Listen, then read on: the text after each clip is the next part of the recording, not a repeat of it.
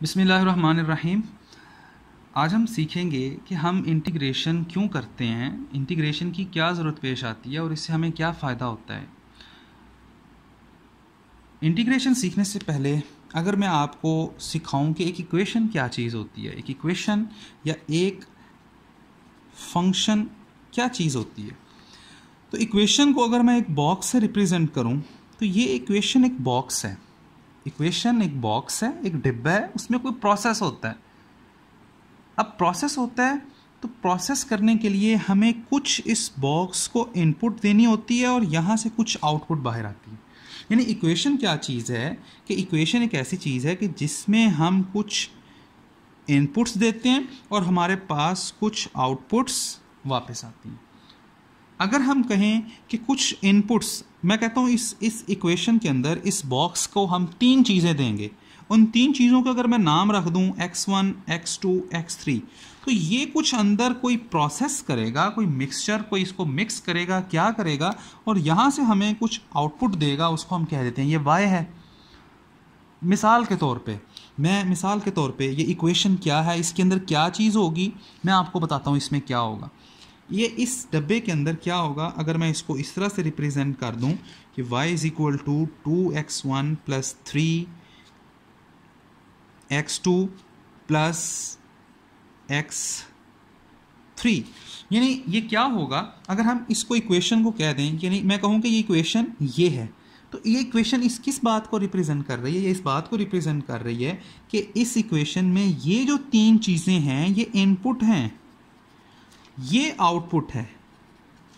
हमें इस डब्बे को या हमें इस चीज़ को, इस इक्वेशन को कितनी वैल्यूज़ देनी पड़ेंगी, तीन। हमें इसको तीन चीज़ें देनी है और हमें ये एक वैल्यू देगा।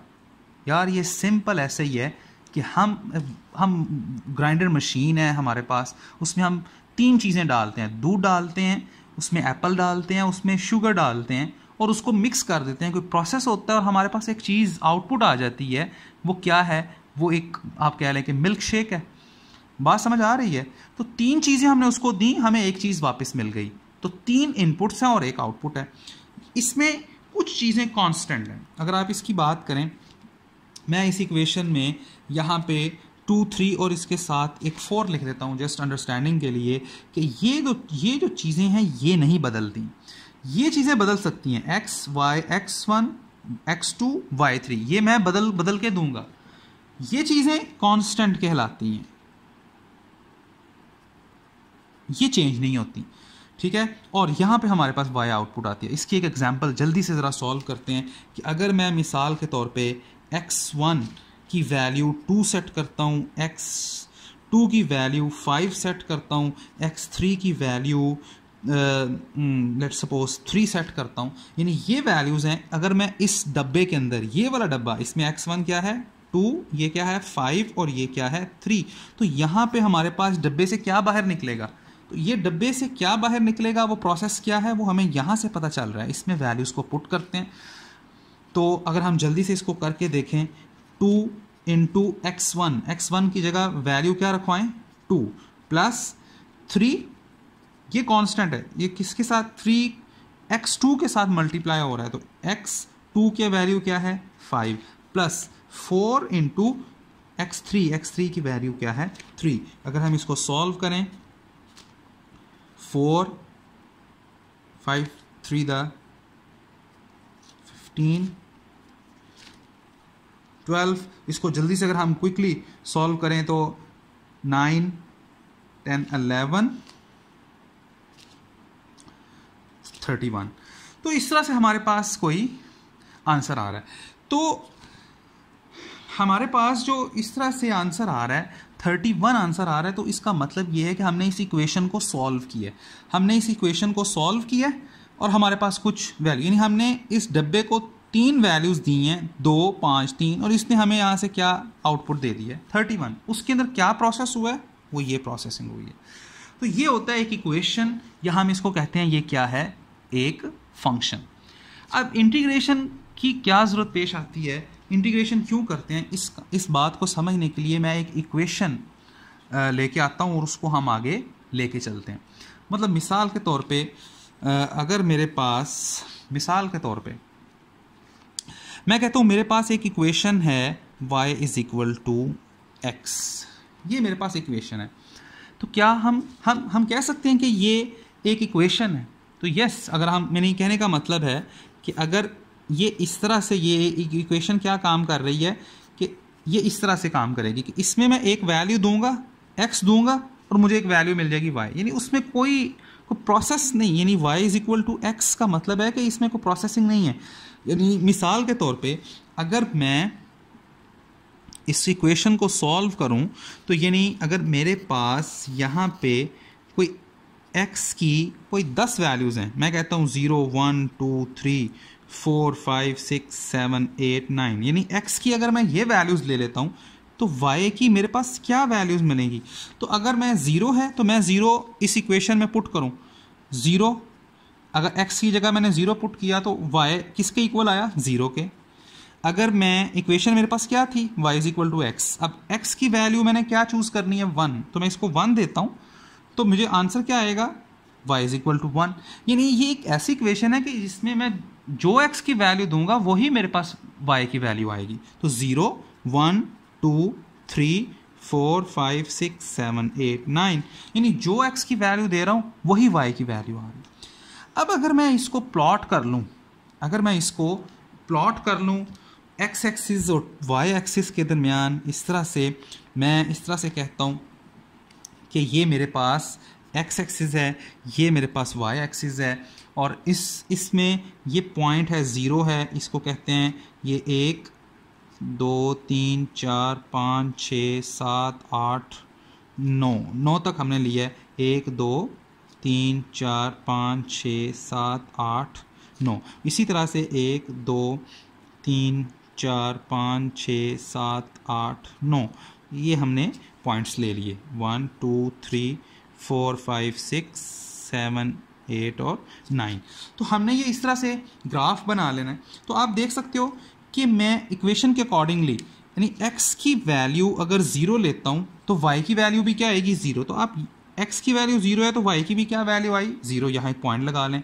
x की वैल्यू 1 हो, x की वैल्यू 1 हो, यानी x की वैल्यू 1 हो तो y की वैल्यू क्या आती है? 1। यानी क्या आप कह सकते हो कि इस रुख में 1 है तो यहाँ से क्या, तो क्या ये पॉइंट नहीं बनता?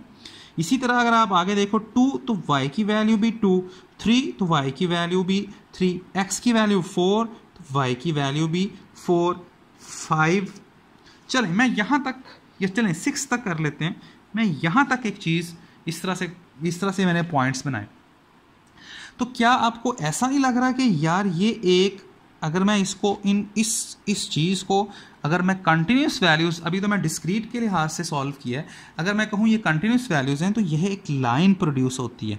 तो क्या आपको लग नहीं रहा कि एक लाइन है और ये कैसे चलती चली जाएगी?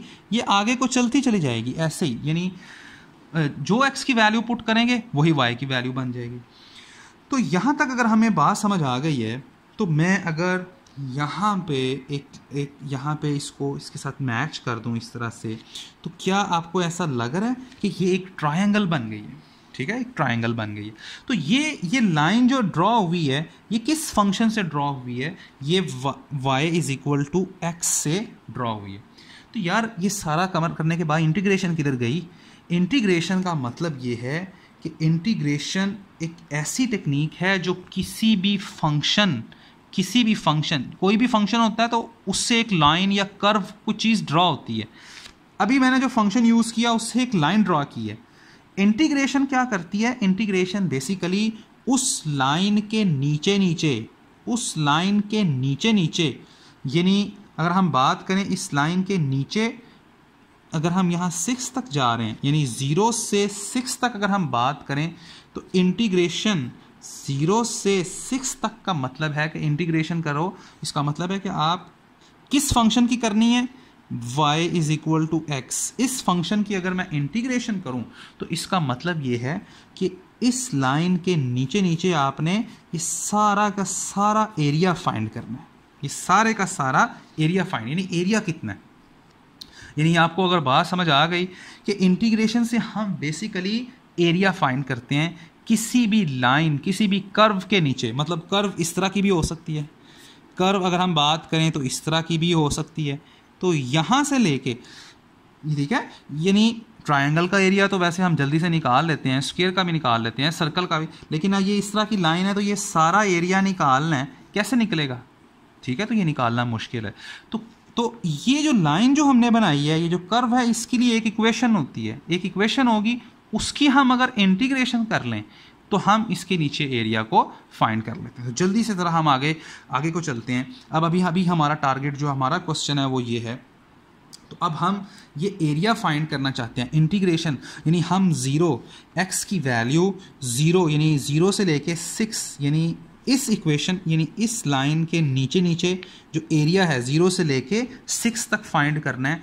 तो कितना यानी कितना एरिया होगा, ये कितना एरिया निकलेगा? आप क्या करो इस काम को करने के लिए, हमें पता है कि ये काम अगर हमने करना हो, ये काम अगर हमने करना हो तो इस काम को करने के लिए हम क्या करेंगे, हम इस फंक्शन की y = x, तो यानी हम इसकी इंटीग्रेशन करेंगे।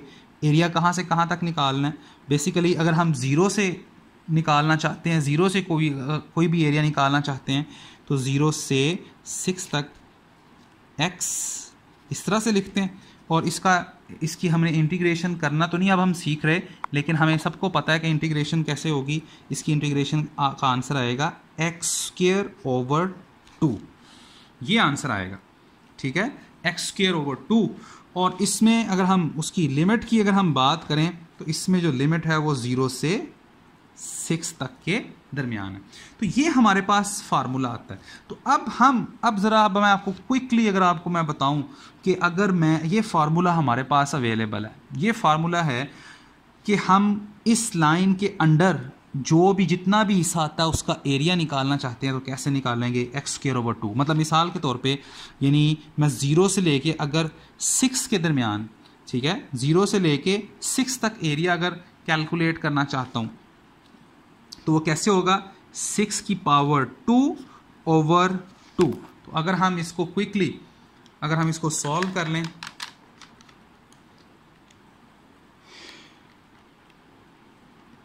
(6²/2) तो वो आंसर आता है 18, ठीक है। तो ये एरिया हमारे पास आ गया। इसका अगर हम इसको इंच कह रहे हैं तो स्क्वायर इंच है या स्क्वायर सेंटीमीटर है, वो उस पर डिपेंड करता है। अभी हम यूनिट के ऊपर तो नहीं बात कर रहे हैं, लेकिन ये 18 है। यानी अब मिसाल के तौर पे दोबारा सुने, मैं कहता हूँ कि मुझे एरिया चाहिए इतने हिस्से का, यानी इतने हिस्से का एरिया चाहिए। तो हम क्या करेंगे, मैं इंटीग्रेशन करूँगा कहाँ से कहाँ तक? 0 से लेके 3 तक, यानी इस हिस्से को मैं निकालना चाहता हूँ कि क्या इसके अंदर कितना एरिया है। तो कैसे पता चलेगा? आप क्या करो, 0 से बेसिकली हम 3 तक यूज़ कर रहे हैं, तो कोई चीज़ 0 से अगर हम शुरू करते हैं, अभी हम इसके आगे लिमिट्स की भी बात करते हैं, लेकिन अभी हम 0 से 3 तक अगर हम बात कर रहे हैं तो इसका मतलब ये है कि यह भी हमने फार्मूला निकाला हुआ है 3 तक करना है कि 3/2 9/2, जो कि बेसिकली आंसर आता है 4.5, यानी इतना 4.5 एरिया है। अच्छा, ये हमने निकाला तो हम क्या इसको ज़रा हम क्रॉस चेक भी तो कर सकते हैं ना। तो इसको अगर हम क्रॉस चेक करें तो अगर आपको मैं इस तरह से कह दूं कि अगर मैं इसको इस तरह से ड्रॉ कर दूं, ये इसका बाकी का हिस्सा भी अगर मैं यहाँ पे ऐसे करके ड्रॉ कर दूं, तो आप देख सकते हो यहाँ से यहाँ तक आप इसको 3 मीटर कह लें, ये 3 मीटर्स हैं। यहाँ से यहाँ तक 0 से लेके यहाँ तक 3 मीटर है, और यहाँ 0 से लेके 3 यहाँ पे भी 3 मीटर है। तो आपको स्क्वायर का एरिया तो यार निकालना आता है ना। स्क्वायर का एरिया कैसे निकलेगा? 3 को यानी लेंथ और विड्थ को अगर आप मल्टीप्लाई करो तो आंसर आएगा 9। तो यानी ये पूरा एरिया कितना है? 9 मीटर्स, ठीक है, 9 स्क्वायर मीटर बेसिकली। तो ये अगर आपको ये एरिया पूरा पता चल गया है तो क्या आप यहाँ से इतना, हमने क्या निकालना था? हमने तो इतना एरिया कहा था, तो हमने अभी इतना एरिया तो क्या आप यहाँ से इतना एरिया निकाल सकते हो? तो यार आप ये पूरा कितना है? ये पूरा 9 है, तो इसको अगर आप 2 से डिवाइड कर दो तो क्या ये 4.5 नहीं आता? तो हमने भी तो वही आंसर निकाला है, हमने भी तो इंटीग्रेशन के ज़रिए वही आंसर निकाला है कि यहाँ 0 से 3 तक जो एरिया है वो कितना है 4.5। यानी आपको यहाँ तक जो है वो बात मेरी यहाँ तक आपको ज़रूर समझ आ जानी चाहिए कि इंटीग्रेशन के ज़रिए हम एरिया अंडर द कर्व हम फाइंड करते हैं। वो कोई भी फंक्शन हो सकता है, हर फंक्शन के बदले में कोई लाइन ड्रॉ होती है, कुछ चीज़ बनती है, ठीक है। तो उस अगर मैंने अभी जो इक्वेशन यूज़ की, अभी ये इक्वेशन यूज़ की, इसके बदले ये लाइन बनती है तो हम उसके अकॉर्डिंगली एरिया निकाल रहे हैं। तो आए जल्दी से एक और इसके साथ एक एग्जांपल करते हैं ताकि हमें समझ आ सके कि इंटीग्रेशन क्यों करते हैं। क्विकली ज़रा हम इसको देख लेते हैं। मतलब अब ये देखें, यहाँ पे हम इसको करके देखते हैं। मैं यही बात कर रहा हूँ, मैं कह रहा हूँ ये मैं ज़रा इसको दोबारा से बना लेता हूँ। ये अभी हमने कहा कि ये इक्वेशन थी, इसके बदले ये लाइन बनती है। मैंने अभी एरिया आपको ये निकाल के दिखाया। यहाँ पे हमारे पास 0, 1, 2, 3, 4, 5 और ये 6 इस तरह से था, ठीक है जी। इसी तरह यहाँ पे भी अगर हम जल्दी से इसको बना लें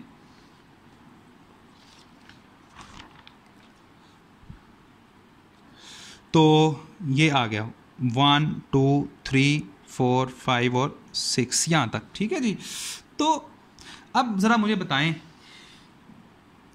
अगर हम इसको ज़रा करीब से दोबारा इसको हम ज़रा देखें।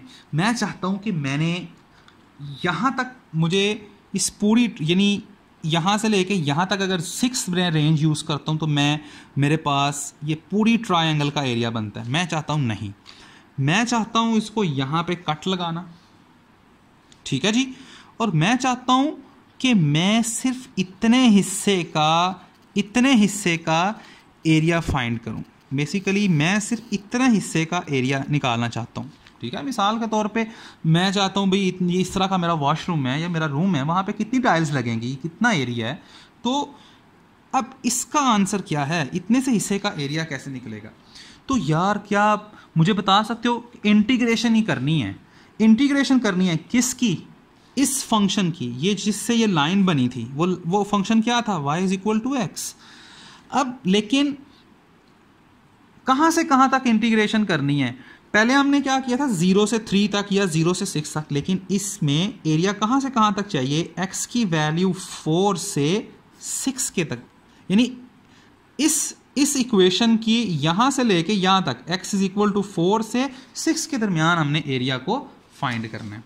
तो मेरे दोस्तों इसको कैसे करेंगे, ये करने का तरीका ये है, बहुत ही आसान है कि अगर मैं आपको ये बात कहूँ, क्या मैं इस तरह से अगर आपको इसको समझाऊं कि ये पूरी ट्रायंगल का एरिया निकालना मैंने आपको भी सिखाया है, पूरी ट्रायंगल का एरिया निकालना मैंने आपको अभी सिखाया है। क्या आप मुझे बता सकते हो यानी 0 से लेके 6 तक इस पूरी ट्रायंगल का एरिया कितना था। यानी इस पूरी ट्रायंगल का एरिया निकालना है तो अभी हमने निकाला है, वो हमारी इक्वेशन थी x²/2।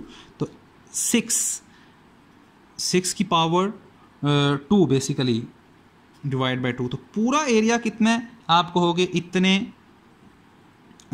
इतने स्क्वायर मीटर कह लें, या आप इतने मीटर कह लें, इतने स्क्वायर मीटर। यानी इस पूरे एरिया में कितनी लगनी है, 18 मीटर टाइल लगनी है। तो इतने हिस्से में कितनी लगेगी, इतने हिस्से में क्या निकाल सकते हो कि इस हिस्से में कितनी टाइल थी। तो इस हिस्से की इंटीग्रेशन कर लो यार, 0 से लेके 4 तक।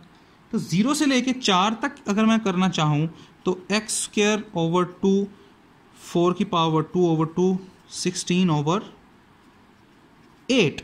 तो हमारे पास क्या आंसर आता है, 8। तो अब ज़रा गौर से सुनिएगा, हम इसको दोबारा जल्दी से ड्रॉ कर लेते हैं। मुझे उम्मीद है आपको बात समझ आ गई होगी कि हमारा टारगेट है इस हिस्से में कितना होगा। तो मैंने कहा इस पूरे में कितनी लगती है, 18, और इतने हिस्से में कितनी लगती है, 8 मीटर टाइल। तो अगर पूरे में से, इस सारे में से अगर मैं ये चीज़ माइनस कर दूं, इतना एरिया माइनस कर दूं, तो क्या बाकी ये हिस्सा ना बच जाएगा। समझ आई बात की।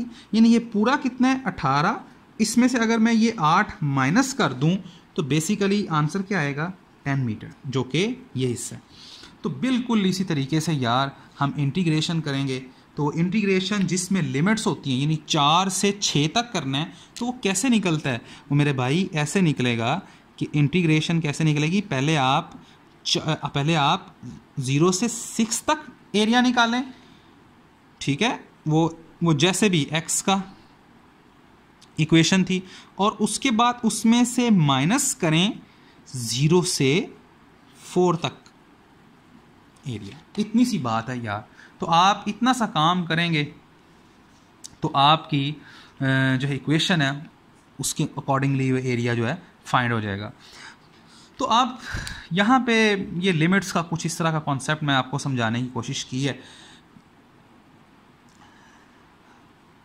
यहाँ से हम ज़रा मज़ीद आगे चलते हैं। मेरा अब आपसे आखिरी, बस इसको हम टॉपिक को अपना वाइंड अप करते हैं कि आखिरी मेरा क्वेश्चन है। क्वेश्चन इस तरह से है कि आप कहेंगे कि सर ये तो ट्रायंगल है, आप इसका एरिया निकालना है तो आप वैसे ही निकाल सकते हो। तो वो नो डाउट मैं निकाल सकता हूँ, हमें उसका पता है कि ट्रायंगल का जो एरिया होता है 1/2 बेस इंटू लेंथ, इस तरह से हाइट इंटू विड्थ, इस तरह से हम वो निकाल लेते हैं। असल बात उस वक्त आती है जब इक्वेशंस डिफरेंट तरह की हों। तो इसमें असल मसला उस वक्त आता है कि जब आपके पास कोई कमरा, अगर आप देखें, अगर हम इस तरह से कहें कि हमारे पास एक कमरा है और उसके अंदर उसकी शेप कुछ इस तरह से है, इस तरह से उसकी शेप है, ठीक है, इस तरह से उसकी शेप है। तो इस तरह की शेप को हैंडल कैसे करेंगे? इस तरह से हम एरिया निकालना चाहते हैं। मैं चाहता हूँ ये 0 है, ये 1 है, ये 2 है, 3 है, 4 है, 5 है, 6 है, 7 है। तो इसमें आप देख सकते हो ये स्क्वायर नहीं है। अब इस तरह से अब आप अगर इसका एरिया निकालना चाहते हो और पता चलाना चाहते हो कितने स्क्वायर फुट या कितने स्क्वायर फीट और कितने मीटर इसमें टाइल लगेगी, तो कैसे पता चलेगा?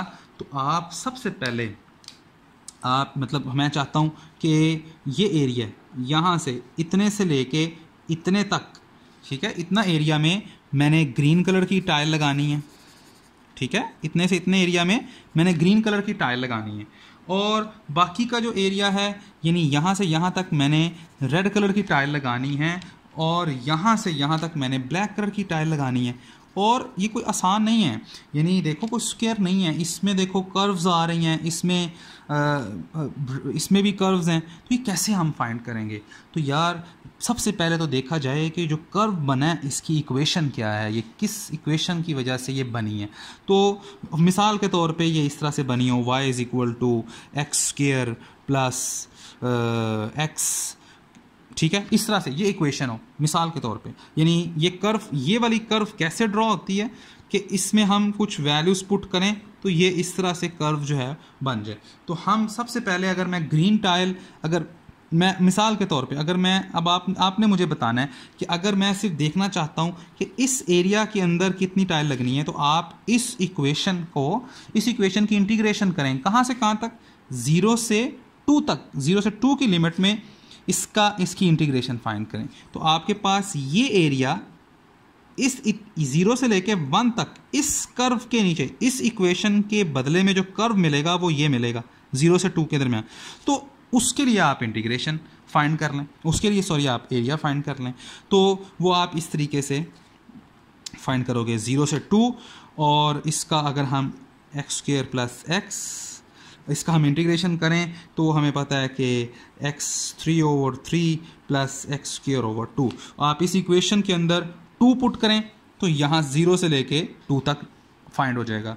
इसी तरीके से अगर आप ग्रीन एरिया निकालना चाहते हैं तो आप यहाँ से लेके 0 से लेके 5 तक पहले फाइंड करें, यानी ये सारा एरिया फाइंड करें, उसमें से ये वाला एरिया माइनस कर दें तो बाकी ये ग्रीन पोर्शन बच जाएगा।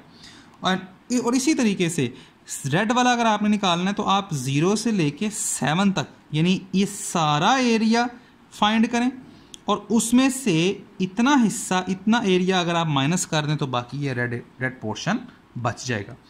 तो ये बेसिकली असल में ये फ़ायदा होता है इंटीग्रेशन करने का कि आप किसी भी इक्वेशन के